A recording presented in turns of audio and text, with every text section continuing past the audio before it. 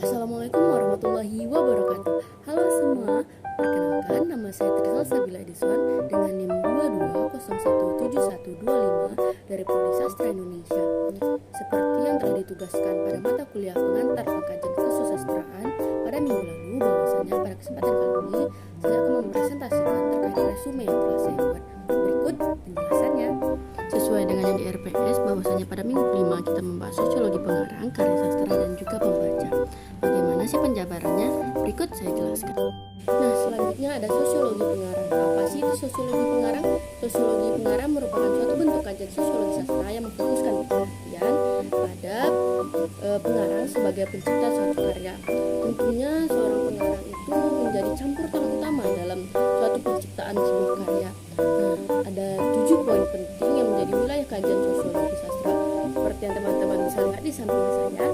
Nah, 7 poin tersebutlah yang menjadi wilayah kajian penting dari bagaimana sosiologi pengarang tersebut terbentuk. Nah, kemudian poin kedua yaitu sosiologi karya sastra.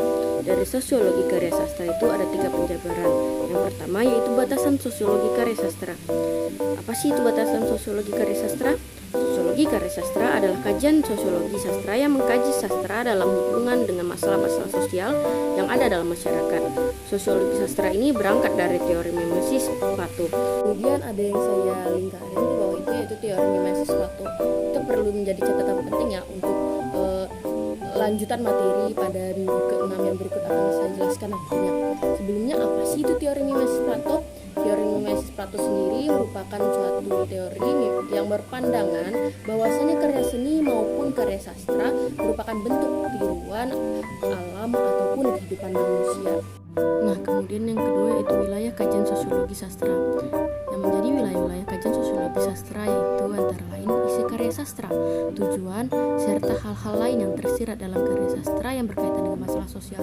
Di samping itu, sosiologi karya sastra juga mengkaji sastra sebagai cermin masyarakat. Sastra sebagai dokumen sosial budaya yang mencatat kenyataan sosial budaya suatu masyarakat pada masa tertentu yang disampaikan oleh Junus pada tahun 1986. Apa aja sih contoh dari sosiologi pengarang? Nah, teman-teman bisa melihat dalam novel Saman, di mana pada novel tersebut ada telaah sosiologi karya sastra yang dimana hal tersebut mengkaji karakter, gagasan, dan perempuan dalam Saman dapat dipandang sebagai bentuk representasi dari perempuan Indonesia pada masa 1990-an yang sesuai dengan latar belakang dari karya tersebut. Kemudian ada sosiologi pembaca dan dampak sosial karya sastra. Sosiologi pembaca merupakan salah satu model kajian sosiologi sastra yang memfokuskan perhatian kepada hubungan antara karya sastra dengan pembaca. Wilayah kajiannya yaitu permasalahan pembaca dan dampak sosial karya sastra, serta sejauh mana karya sastra ditentukan atau tergantung dari latar sosial, perubahan perkembangan sosial, serta mengkaji sejauh mana nilai sastra berkaitan dengan nilai sosial. Nah, kemudian ada poin pembaca. Pembaca merupakan audiens yang dituju pengarang untuk menyampaikan hasil karyanya.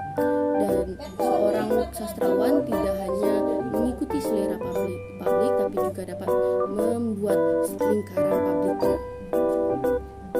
Nah, kemudian poin kedua yaitu fungsi sosial sastra, yaitu seperti teman-teman yang bisa lihat bahwasanya sastra harus berfungsi sebagai pembaharu dan perombak. Kemudian pandangan seni untuk seni yang melihat sastra sebagai penghibur belaka. Dan yang ketiga yaitu pandangan yang bersifat kompromis. Di satu sisi sastra harus mengajarkan sesuatu dengan cara menghibur. Tentunya dalam kajian sosiologi pembaca menurut Junus 1986-19 yang dipentingkan adalah reaksi dan penerimaan pembaca terhadap karya sastra tertentu, sedangkan karya sastranya sendiri diabaikan menjadi periferal. Oh ya, teman-teman tahu nggak kalau ada salah satu bukti nyata dari dampak sosial sastra, yaitu dampak sosial sastra dalam judul karya sastra yang berjudul Langit Makin Mendung. Nah, kok bisa sih sampai heboh pada peristiwa Langit Makin Mendung? Karya tersebut dianggap telah menghina agama Islam. Nah, selanjutnya itu saya akan menjelaskan terkait hubungan kenyataan dengan karya sastra. Nah, mungkin teman-teman ada nih pertanyaan kayak, bagaimana sih potret kenyataan sosial yang muncul dari karya sastra?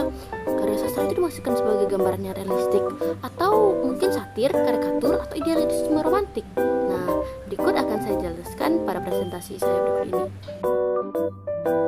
Nah, pada topik sosiologi karya sastra kan tadi saya ada menjelaskan terkait teori mimesis Plato. Terus hubungannya dengan topik ke-6 apa? Nah, dari hal tersebutlah terjadi yang namanya kesinambungan antara topik 5 dan ke-6. Karena pada topik kelima itu kan menjelaskan tentang teori mimesis Plato. Dan pada pertemuan ke-6 itu ada menjelaskan tentang hubungannya gitu.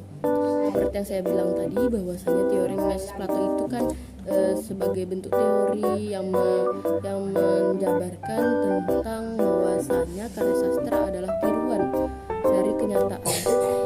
Nah, karena itu karya sastra merupakan gambaran dari hal-hal yang benar-benar nyata dalam kehidupan. Karena itu hal tersebut saling berkesinambungan. Nah, hanya itu yang dapat saya sampaikan. Saya pribadi memohon maaf yang sebesar-besarnya. Wabillahi taufiq wal hidayah. Wassalamualaikum warahmatullahi wabarakatuh. Terima kasih sudah menonton.